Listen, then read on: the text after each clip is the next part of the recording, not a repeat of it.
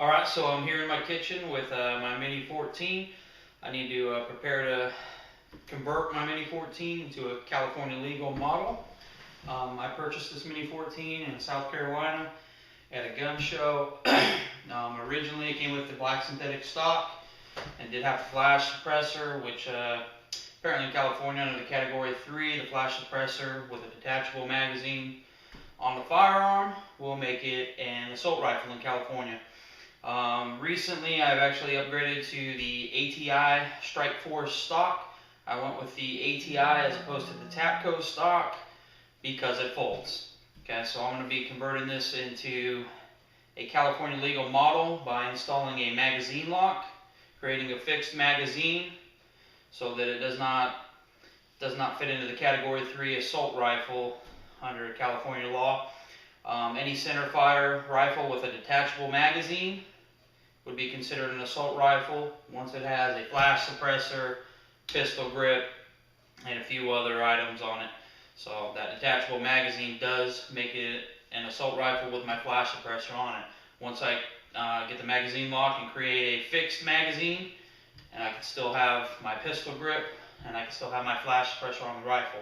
Under the category 3, there's also another contention that if the rifle is under 30 inches in its shortest form, then it will be considered an assault rifle. Now, when it's in shortest form, I have a collapsible stock. It's collapsed. At this point, it is not 30 inches. It's about 32 inches. Once I fold the stock, then it becomes considered an assault rifle in California because it would be under 30 inches and it is fireable with the stock folded up. Okay, so I have two problems with this rifle and it being California legal. One, I got to get the magazine lock so it does not have a detachable magazine, which I hopefully will be purchasing soon. Once I do, I hope to show a video of how that functions. From what I understand so far, I do have to thread the hole that's between the trigger guard and the magazine release, and that will prevent the magazine from being released without a tool. The model I'm going to get, hopefully I will be able to use a bullet to release the magazine. And I do have to actually tap the hole on the Mini-14 to make this function. A lot of the other bullet buttons and magazine locks don't have any gunsmithing or tapping or modifications to the rifle that need to be done. But unfortunately, the models that I've seen of magazine locks for the Mini-14, that will have to happen. I can still remove it in the future and go back to a regular detachable magazine situation. So that's the first problem. Second problem is I'm about 32 inches with my stock completely collapsed, which is still legal. But the problem is this particular model, which is the ATI Strike Force, actually has a folding stock. In this position, it is less than 30 inches and the firearm is still fireable. You can shoot with a folded stock on this model of stock.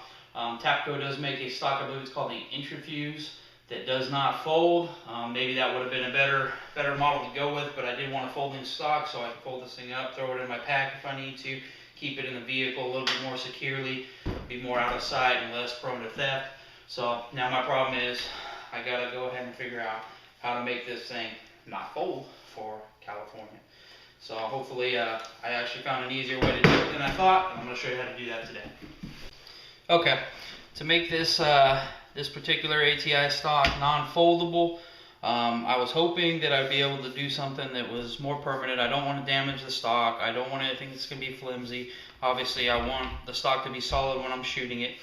To do that, I was thinking I was going to have to actually drill into the stock, put some self-tapping screws. Luckily, I found out I'm not going to have to do that, so I'm definitely happy about that. I'm going to share that with you today. If you want to go with this particular model stock, the ATI is a great stock. It's fit up. It was easy for me to install. I've used it quite a few times, and I love it. I love the collapsible stock.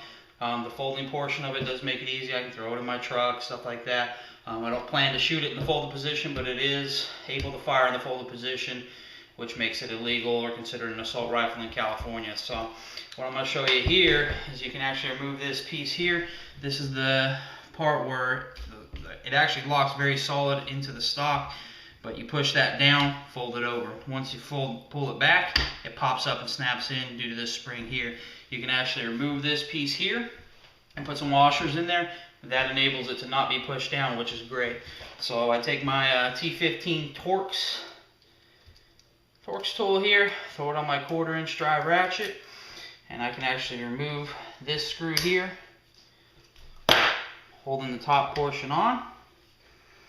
That's where you push it, that's where the button is, you push that thing down. So I'm going to remove that. So I've got my screw, my top portion there. I got 3 washers. I believe these are 5/16 washers I found out in the garage.